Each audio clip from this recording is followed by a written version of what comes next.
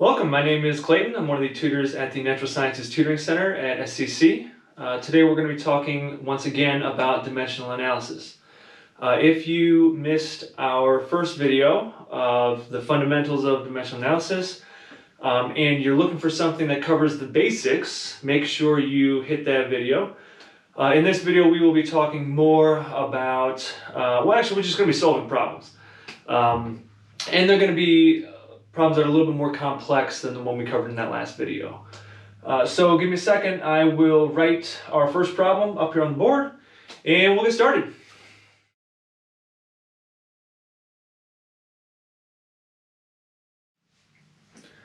Alright, so I wrote the problem up here on the board. I'm going to have it showing down here somewhere as well so you can actually read it. This is more so that I can read it and remember what the problem is because I just have it written down on a piece of paper. Anyway, the problem is you pass a sign on the highway that says 70 miles per hour. How many meters per second is this?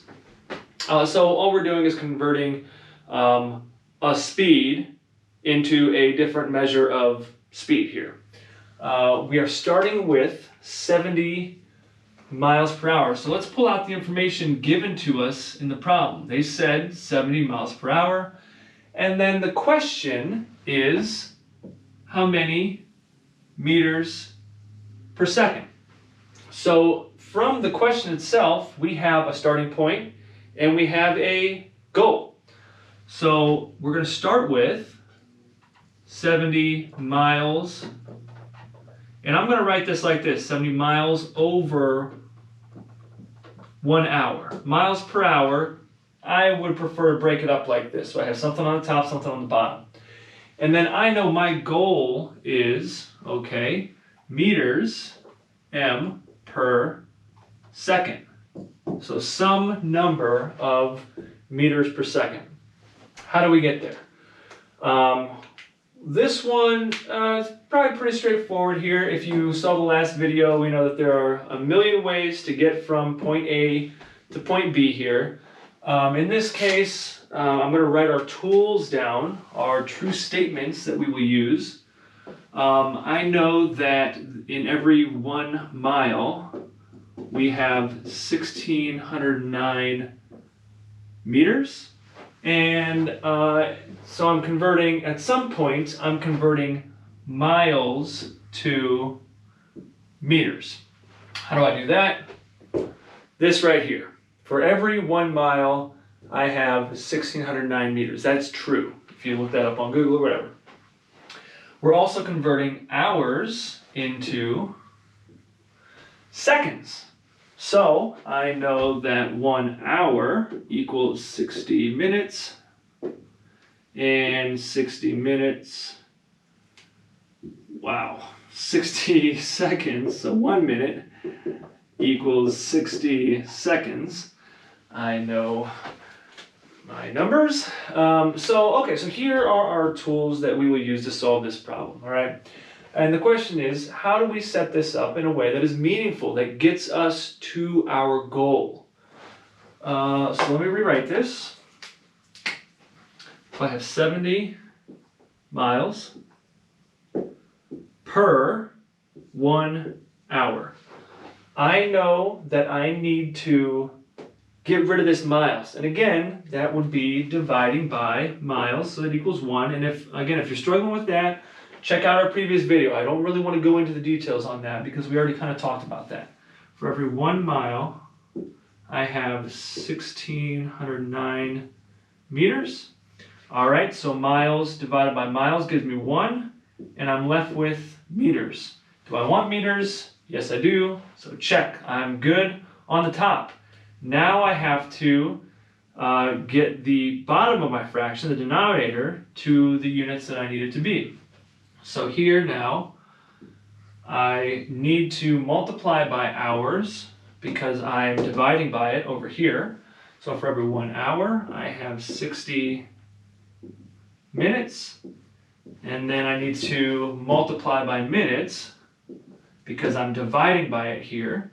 For every 1 minute, I have 60 seconds. Okay, so that equals some number of, and let's just check our units real quick. we get miles divided by miles to leave meters. Okay, so meters makes its way over here. Hours divided by hours, minutes divided by minutes, and we are left with seconds. So we have meters per second. Grab a calculator, solve this problem here. All right, so once again, everything on the top, we're going to multiply, everything on the bottom, we'll divide. I like to go one by one, so I'm going to start with 70 times 1609 divided by 60 divided by 60 equals 31.3. So we get 31.3 meters per second. Our question is answered. Remember, there's a million ways to do this. If you don't know this conversion right here, maybe you have to go through feet or centimeters or whatever, okay? All right, so that solves the first problem. Let's move right on to the next one.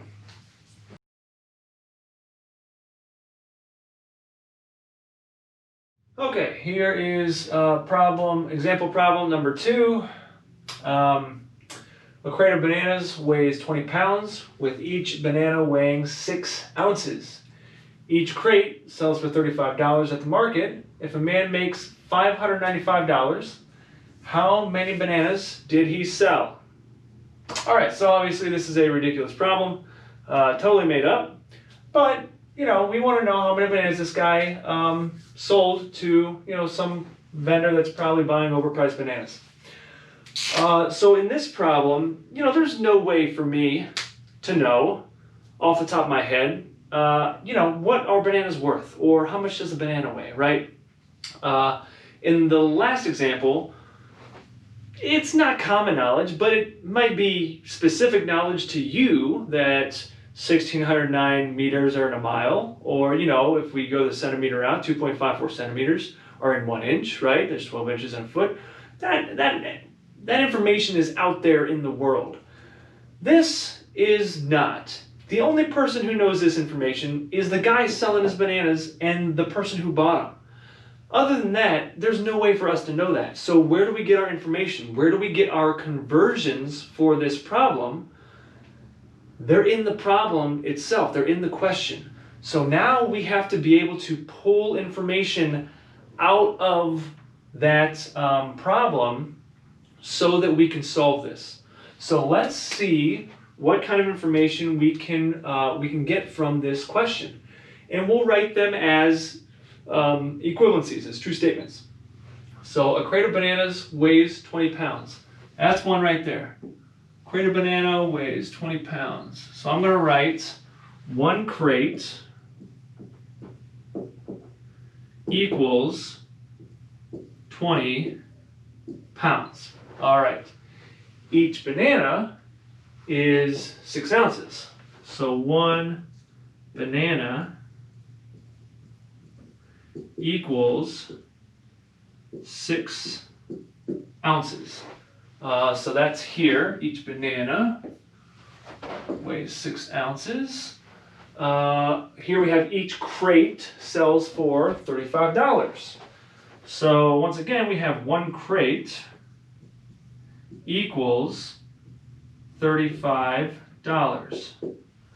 All right, so there's another piece of information that's useful to us. I see now that I wrote the $sign and also wrote dollars. That is totally unnecessary. That's dumb. Let's see. And then we have this information. A man makes $595. And the question, how many bananas did he sell? So not only were we able to pull out some pieces of information from the problem, conversions, we also have a starting point if a man makes $595. And our question, the question is going to be the ending point. How many bananas did he sell? How many bananas? That's our ending point.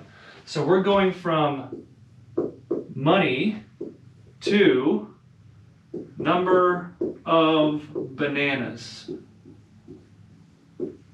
Okay. So So that is how we can pull information from a problem that is helpful or useful to us. What I'm going to do is give myself a little bit of room here. So I'm going to erase some stuff, rewrite all of this on the board, and then we will continue solving this problem. I'm going to keep the question down here somewhere at the bottom so you can see, okay? Give me 1 second. Okay, so what I've done is just erase the problem, rewrote everything up here so that we can work down here. Right, so the problem told us that 1 crate of bananas equals 20 pounds. We know that 1 banana is 6 ounces, and 1 crate equals $35. That's the cost of 1 crate. And then we were also told that this gentleman made $595 when he sold all of his bananas. And the question was, how many bananas did he sell? Okay. So what we're looking for here is a pathway from our starting point to our ending point. We already pulled all this information out of the problem itself. There was no other way for us to know it except it was in the problem. So if I'm starting with $595, let's see, I want to turn money into what? What do I have? I have money into crates. Okay, seems like a reasonable place to start. If I have money on top here, we'll have to divide by our dollars down here. And this is what's called an exchange rate, right? I can exchange $35 for 1 crate of bananas. We can look at anything, any of these true statements as an exchange rate. The question is, what is our reference point, right? An exchange rate might be that 1 American dollar is worth 1.22 Canadian dollars, right? That's an exchange rate. This is an exchange rate. Crates of bananas for cash, or 1 banana to 6 ounces. So that's the exchange rate between a banana and how much it weighs, right? And some number of pounds, or in this case ounces, right? Here we have 1 crate equals 20 pounds. Once again, it's an exchange rate between the number of crates of bananas and how much it weighs, okay? So if, you know, how we talked about it kind of in that last video maybe didn't click with you, think about it as purchasing something, right? Everything costs something. If you're looking at a density, grams per milliliter, that's the exchange rate between mass and volume, okay? That's what all of this stuff effectively is. Every conversion is just an exchange rate between 2 things. We just have to decide what is being exchanged. What are we switching out, one thing for the other, okay? All right, so back to the action here. If I start with $595, I can use this exchange rate or conversion factor, however you like to think about it, divide by my dollars, and I'm left with 1 crate, or some number of crates, because $35 equals 1 crate. Now, I need to turn crates into something. I have an exchange rate here. 1 crate equals 20 pounds. That's a true statement. That'll work. So now I know for every 1 crate, I have 20 pounds of bananas. Let's see. Now I have pounds. I have bananas and ounces. I don't have pounds anywhere on here. The problem didn't give us all the information we needed. We still did, in fact, need to use some other piece. So what is our missing piece here? I can't go from pounds directly to bananas. I don't know that. All they told me was ounces. Okay, well, it would help me to know that 1 pound equals 16 ounces. So that comes from the prior knowledge, or maybe they would give that to you on some conversion table at some point. But again, this is nothing more than an exchange rate. 1 pound equals 16 ounces. All right, now I have ounces and a banana. So once again, let's see, 6 ounces equals 1 banana. All right, so let's check our units on this thing just to make sure.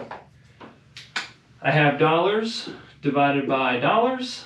I have a crate divided by a crate. Pounds divided by pounds. Ounces divided by ounces. Bananas are left over. Does that answer our question? The question was, how many bananas? Our answer is in bananas. Perfect. So let's go ahead and solve this problem now. With the calculator, I mean. We've already solved the problem. All right, so we have 595 divided by 35 times 20 times 16 divided by 6 equals 900, and we'll round that to whole bananas. 907 bananas. Pretty good day. Oh, what am I doing? I just put a $sign on there. 907 bananas. We're talking about bananas, not dollars. It's a pretty good day. If he got $595 for 907 bananas, he's probably buying them from a gas station or something. All right, perfect. So that solves question number 2. Let's move on to question number 3.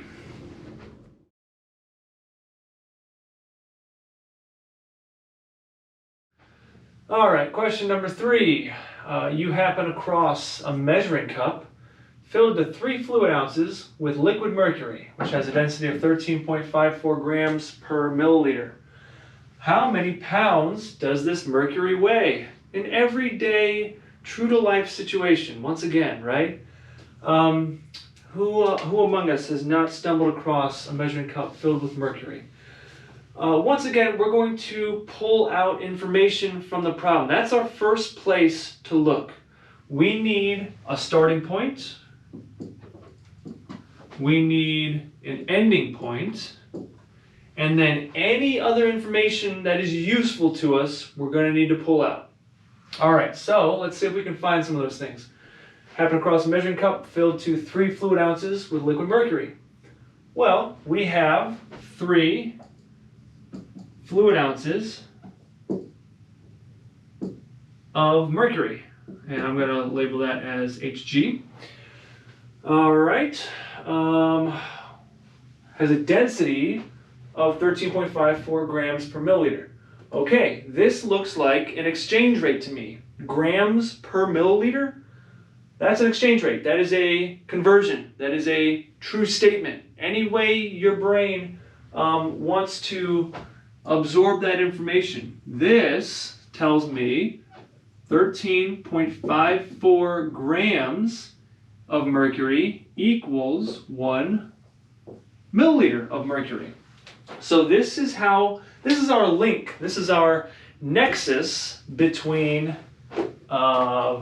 volume and mass.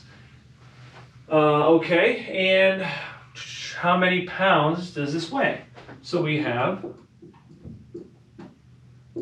how many pounds. So let's take a look at this then. I'm starting with a volume. I'm ending with a mass. At some point, I need a link between the volume and the mass. In this case, density serves that purpose. This is our exchange rate between volume and mass. The problem is, this exchange rate requires milliliters and grams. That's not milliliters, that's fluid ounces. That's not grams, that's pounds, right? So I clearly need more information. This is one step. This is the key step in this conversion here that we're going to do. But I need to kind of build around that so that I can get my fluid ounces to milliliters. And then I can convert to grams using my density here. And then I need to get my grams into pounds. This is how we want to kind of visualize our pathway, right? I can't just go from fluid ounces to pounds. We don't have a one-step conversion for that. I have this though. This at the very least gives me from mass to volume or from volume to mass, however I need to use it, right? I can turn this volume, my fluid ounces, into the volume that's useful to me, which is the milliliters. And then the grams, I can turn that into my final goal, which is pounds, okay? So let's build our tools that will be helpful for us. If I'm starting with fluid ounces, let's see, there are 128 fluid ounces in 1 gallon.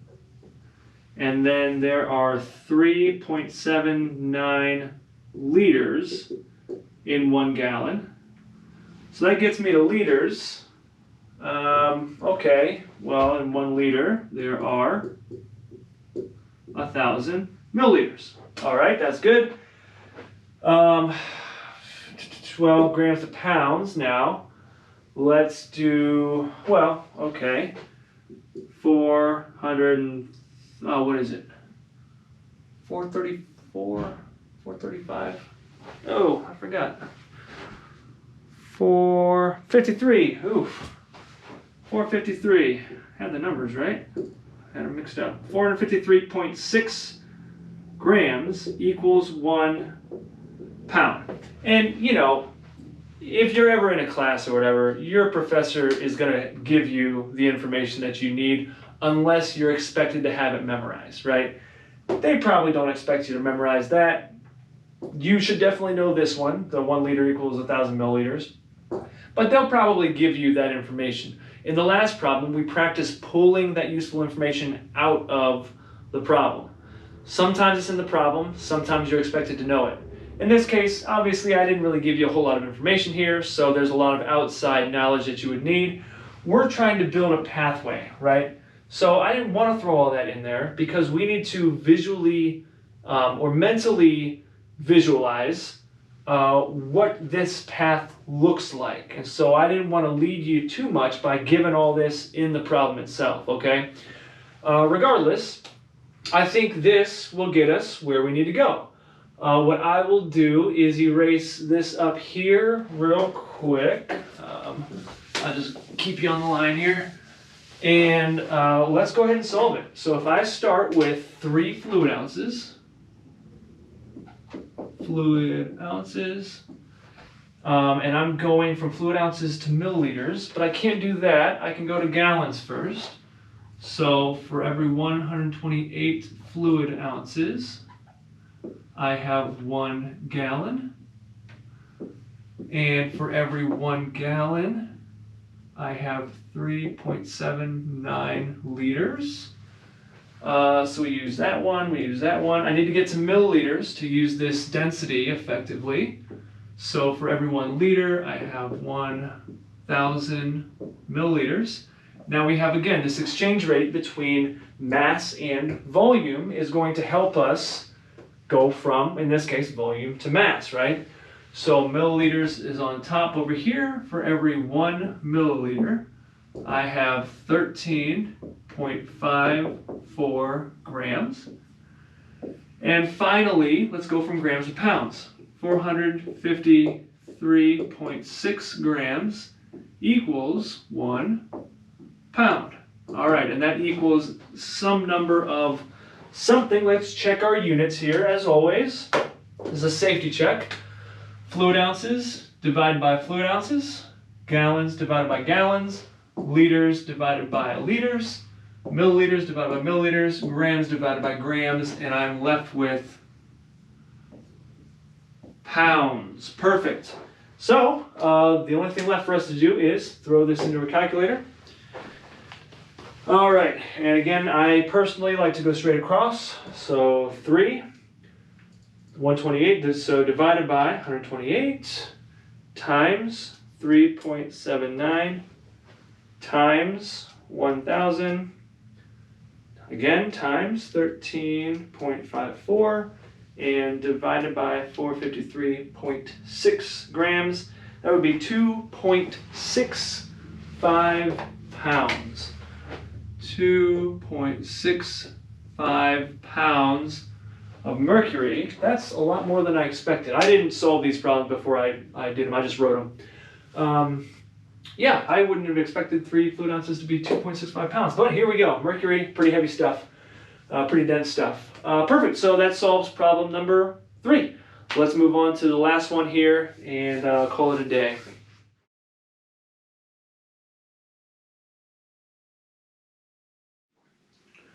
Okay, this will be the last problem we solve for today. Let's go ahead and read this one. The Hoover Dam at maximum power output has a water flow rate of 5,950 cubic yards per minute. The question is, how many gallons is this per second? So right off the rip here, we can see our starting point, which is the 5,950 cubic yards per minute, and our ending point, gallons per second. These are both rates, a change in something over change in time. So let's go ahead and write this out. We have 59,5950 yards cubed per 1 minute. And we're going to some number, we don't know yet, of gallons per second. Okay.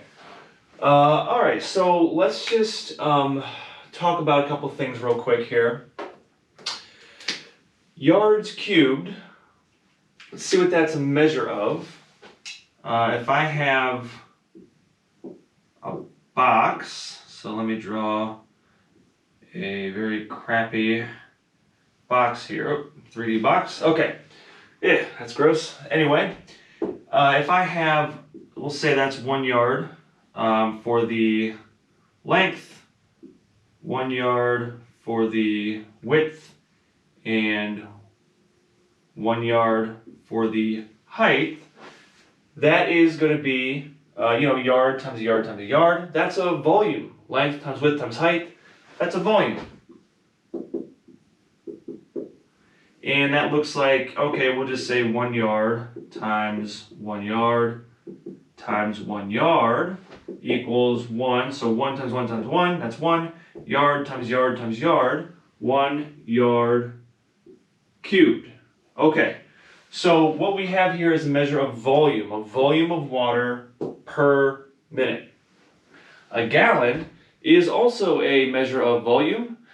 That one's a little more straightforward, right?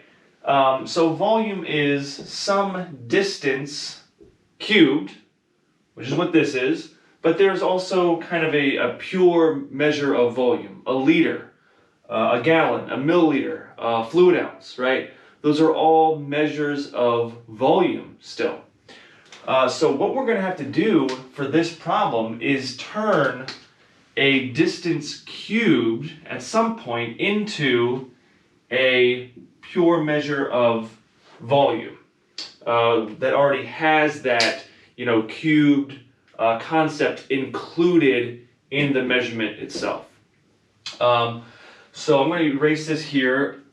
We need to establish our tools or find a pathway, right? Since we've already found our starting and ending point. So let's kind of talk about that.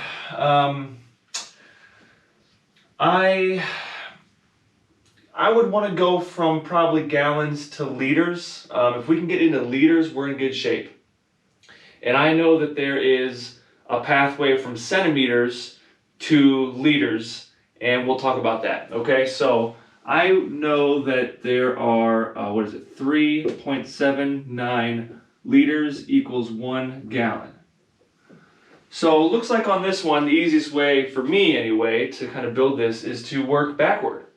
So from a gallon to a liter, how do I get to a liter? Well, I know that there are 1,000 milliliters, and that equals 1 liter, okay?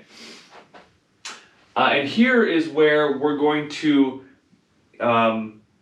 make the link between the pure measurements of volume that includes the cubed already and the distance measure of volume. I know that 1 milliliter equals 1 centimeter cubed. And this is what I was looking for. This is kind of the link right here between the cubed distances and the implicitly cubed dimension here, which is volume. So now I just got to go from centimeters to yards. So let's see, 2.54 centimeters equals 1 yard. Wow, equals 1 inch.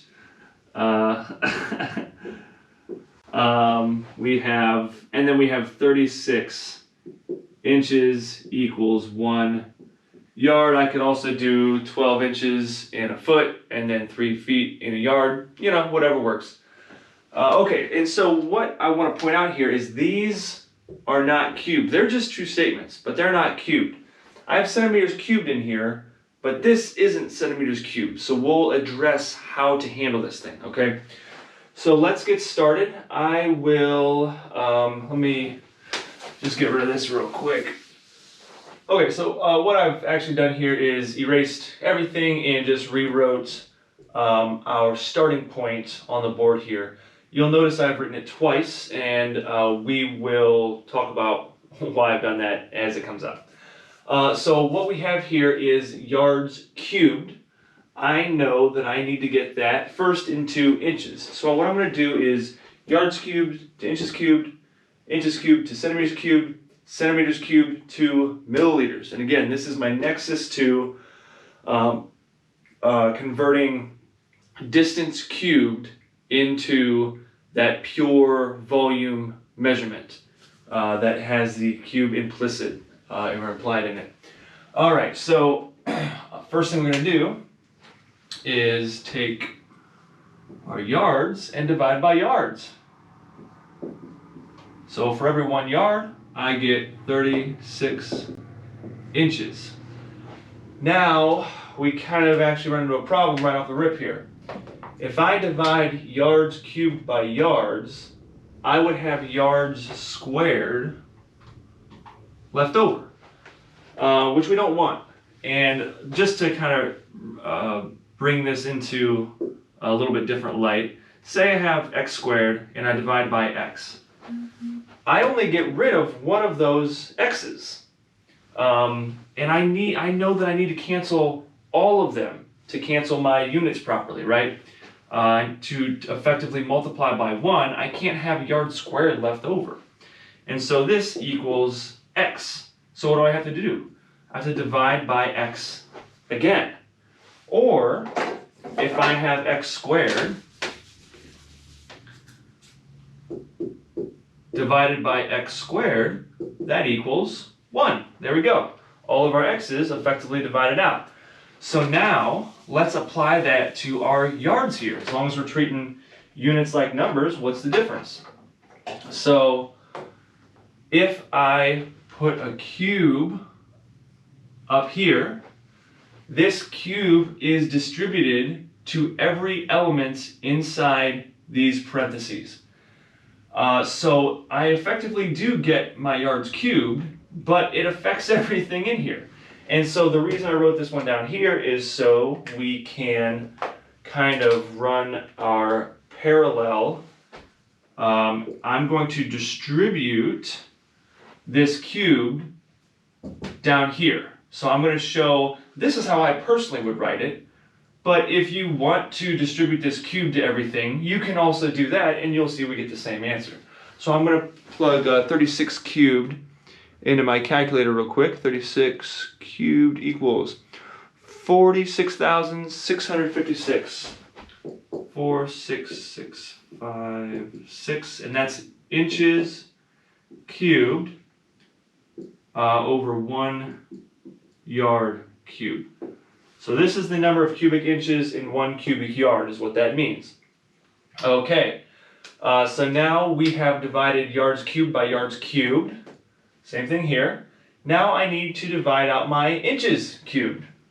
So for every 1 inch, I get 2.54 centimeters.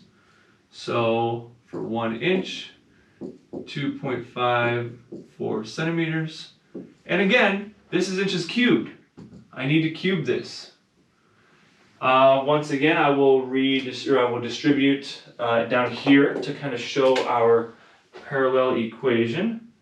So 1 inch cubed, 2.54 cubed is 16.387. So 16.387 centimeters cubed equals 1 inch cubed. Alrighty, now we have centimeters cubed. Finally, I can use this, my link between the two different types of volume measurements here. And so 1 centimeter cubed equals 1 milliliter. Centimeters cubed is already being divided by centimeters cubed. I don't need to cube anything anymore. This has it implied right here.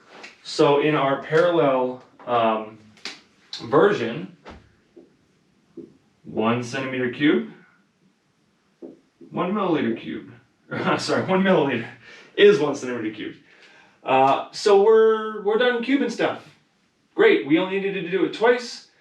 Now we're on to the pure volume measurements.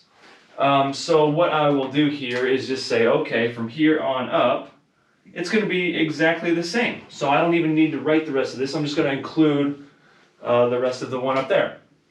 All right, so for every 1,000 milliliters, I have 1 liter. For every 3.79 liters, I have 1 gallon. All right, so that gets me to gallons.